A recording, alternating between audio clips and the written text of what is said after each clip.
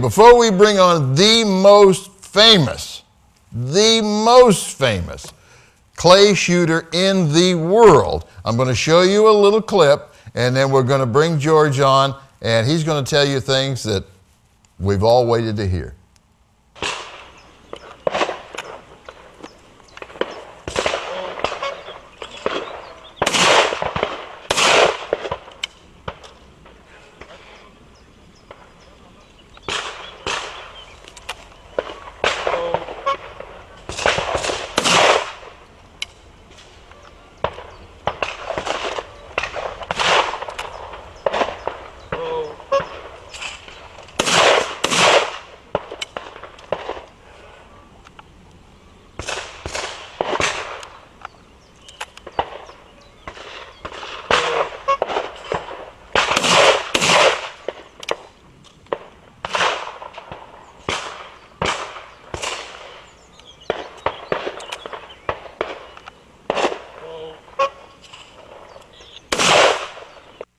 Okay, as I promised, I've got George Digweed live from the UK right now. Hey, there he is right there. Hey, George, how are you? Yeah, good, thank you. You? Yeah, I'm fine. How's your weather out there today? It's pretty rough, really. We went out, I did my first sort of proper day back on the clays today. It's Easter Monday here, and there was a couple of fairly big shoots on. And we went out with you know, the targets were okay, but very, very wind affected, and it's not an ideal way to start practicing in targets that sometimes are there and sometimes they're not. You know, the wind was moving them quite a long way today. Well, you know, you set some pretty difficult targets in the UK anyway. They're usually out there pretty far, and if you add in the wind element, I mean, that has to be a challenge even for you. It was certainly a challenge for me today, that's for sure. Well, you know, you got some rosy cheeks there. I mean, you got a little wind burned, I think.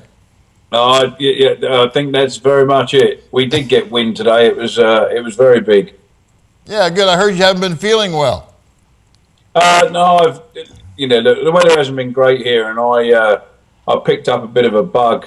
You know, I picked up a bit of a bug a couple of weeks ago, and it's been hard to shake off.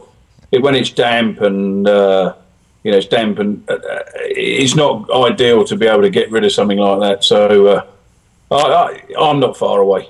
Yeah. Okay. Well, listen, I think the last time you and I spoke, actually, I saw you at the Lobster Blast a couple of years ago. A High Def Specs, I believe, was the sponsor that day, and you did a terrific demonstration of a rising teal. And I followed you with a microphone as you walked backwards away from that rising teal, and I think you went back like 120 yards before you finally were unable to break it. I mean, it was an amazing demonstration. I remember it well. If you remember, we had to move a few cars to get it back as far as we did. Yeah, and I also remember even when it didn't break, some of the people said that the pellets actually struck it, but they just didn't have enough power to actually break up the clay. I don't know what ammunition you were using that day, but that might have been the cause. Yeah, we were only using, you know, standard. When I do that demonstration, I always like to use, obviously I shoot game bore ammunition, so I like to get game bore ammunition from somebody in the crowd, and I ask them to give me their ammunition, and I use their ammunition in the demonstration, because then at least it proves that game bore aren't doing something very special for me, and that's the only reason I can do that. Right. Oh, it's a terrific demonstration, no doubt about it. Now, just before we went on the air, we did a little research, and one of our researchers came up with the fact that, did the Queen somehow acknowledge you not too long ago and give you a title? Well, I wouldn't say it's a title. It's an honour.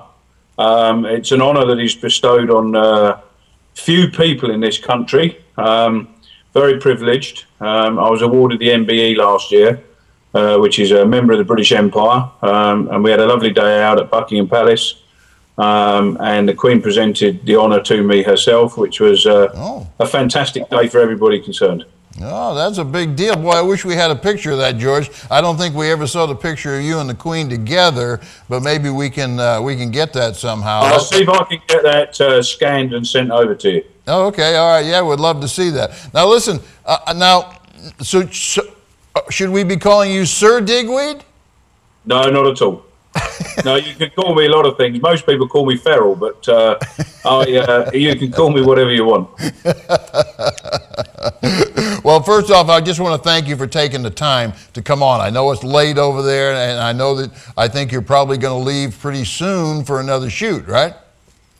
We're shooting on Wednesday the Essex Masters, which is just north of London. It's a big shoot over here. It's probably the biggest shoot in this country each year for sporting targets.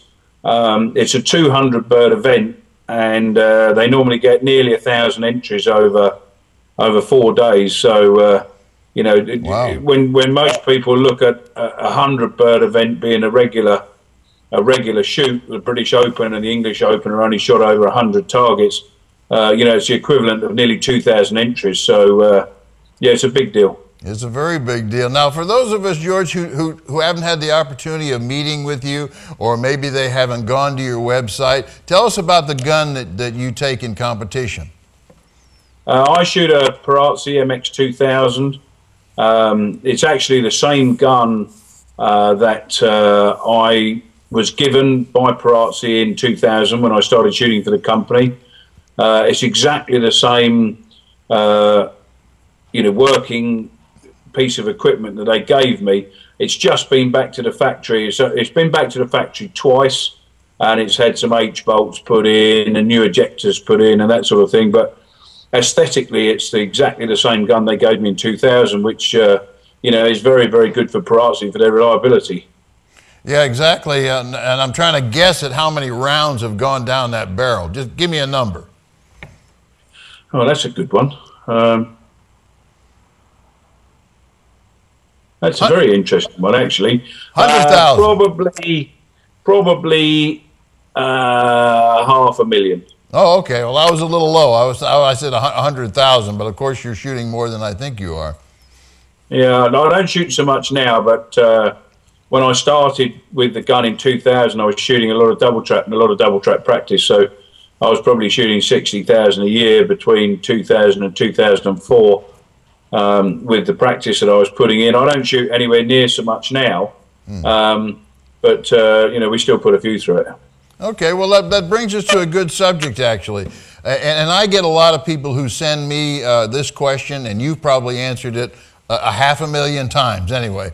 But for those of us who would like to become competitors, we may not be able to threaten your title, of course, but for those of us who would like to become competitors, is it about the gun? Is it about the amount of shooting you do, the instruction? Is there any secret in here, George? I think that you need good basics. You need a good grounding to start with. My grounding was in skeet, so I learned for my sporting, I learned to shoot every angle, every speed. By coming round, you're starting with going away bird and a driven, and when you get to stand 4, you're shooting 2 crosses. So skeet is a very, very good discipline. Although they're not very far away, it's a great discipline for you to learn the angles and also learn the art of concentration. Effectively, once you've shot 25 straight at skeet, you can shoot 100 straight. If you can shoot 100 straight, you can shoot 500 straight. So, you have to learn those basics to start with. And if you get used to breaking targets and used to doing something regularly, then when you take that format into sporting clays, you get used to breaking 10 out of 10 on a stand and taking that to the next stand and breaking the next 10, etc., etc.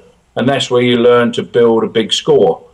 It also helps you to be able to shoot under pressure, because the more targets that you break, the more pressure you get under, because you're getting nearer and nearer to the top spot, which is where you're looking for. So the more you put yourself under pressure, the better you become as a shot.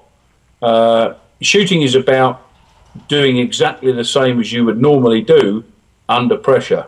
So people can go out and break 100 straight in practice, but they can't break 100 straight in competition. And that is because pressure is put on them by themselves or by the nature of the competition for them to succeed in competition. And it's how you deal with that mentally that allows you to become the shot you are.